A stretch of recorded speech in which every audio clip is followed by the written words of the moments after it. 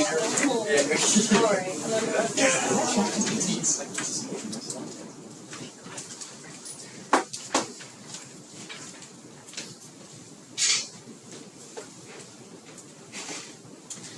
to the National Center for Missing and Exploited Children, their pipeline received 36.2 million reports of suspected child exploitation online.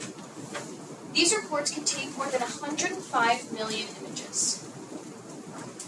Many people don't like to think about the modern-day slavery that has plagued our society, human sex trafficking.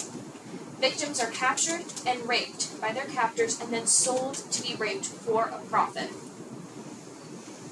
And it is very prevalent in the United States. According to the Operation Underground Railroad, sex trafficking is the most common human trafficking in the United States. There are 4 main types of human sex trafficking. Pimp-controlled, which is a victim being trafficked by an unrelated person who develops a relationship with the victim, which is then used as leverage to sexually exploit them. Familial trafficking, where a victim is trafficked by their family or a close family friend. Gang-controlled trafficking, where a victim is part of a gang and power dynamics are used against them, and they are sexually exploited by the gang. Buyer perpetrator trafficking is when a perpetrator uses things like money, rent, food, supplies, needs of the victim, and use them in exchange for sexual acts. 1 in 9 men in the U.S., equating to 14 million men, admitted to online sexually offending children.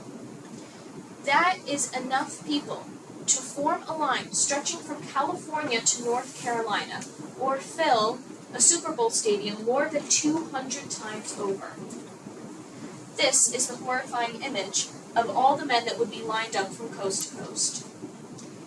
Sexual exploitation of children online can be grooming or having sexual images of children.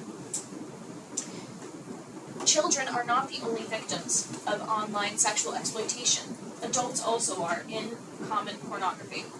In pornography, victims are coerced, drugged, overpowered, and threatened into performing sexual acts online for pornography. According to Fight the New Drug, one survivor named Jessa, who was trafficked by her family as a young child into her adulthood, told in an interview that she had guns pointed at her, people telling her that if they didn't do what they told her to do, that she would shoot them.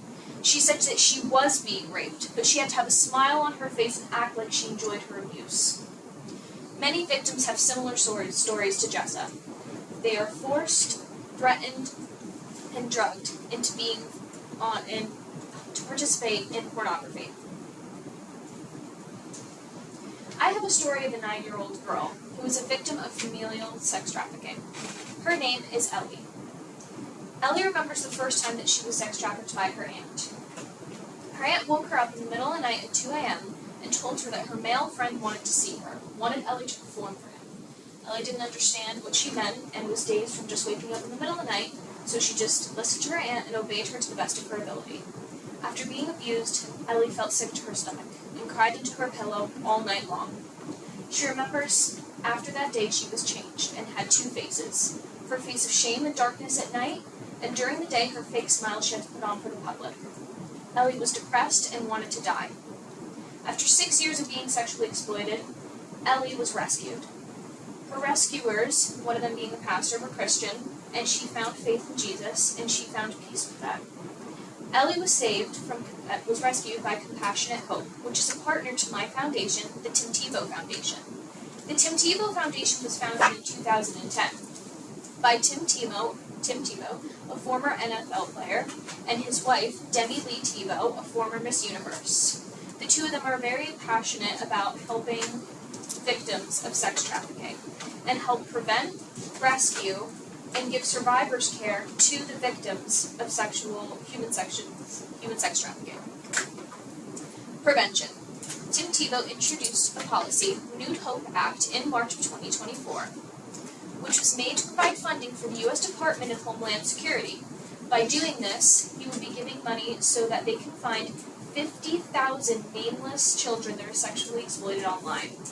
Thousands of images, nobody knows who they are or their names. So this will help find them and find future victims with this funding. Rescue. 3,500 plus victims have been rescued from the Tim Tebow Foundation and their partners, one of their partners being Operation Underground Railroad, who go in and physically rescue these victims and provide them with immediate care. Long-term survivors care. Through Tim Tebow's Hearst Home Foundation, they currently have 3 safe homes in the U.S., which is Florida, Ohio, and Tennessee. They also have other partners that provide safe homes for the victims, one of them being the ones that rescued Ellie, Compassionate Hope. They provide therapy, long-term residential care, life skills, employment opportunities, community, and spiritual support for these victims. I've been praying for someone to get me out of there since day one. Where were you all this time? Where were you 4 months ago? Victim to agent just before her rescue. Human sex trafficking is an evil business that generates about $173 billion each year. These victims, these men, women, and children, are being raped day in and day out and tortured by their perpetrators. They have lost hope, have a peaceful life, and we can provide them hope and a future by donating $1 to the Tim Tebow Foundation that prevents sex trafficking, helps rescue victims, and gives victims that have been rescued long-term survival care. If we just donate $1, we can support them through the Tim Tebow Foundation. I can now answer questions.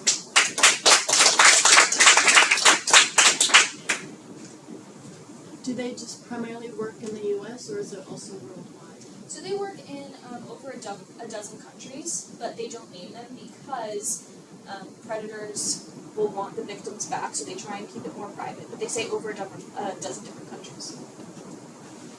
How do victims find this organization?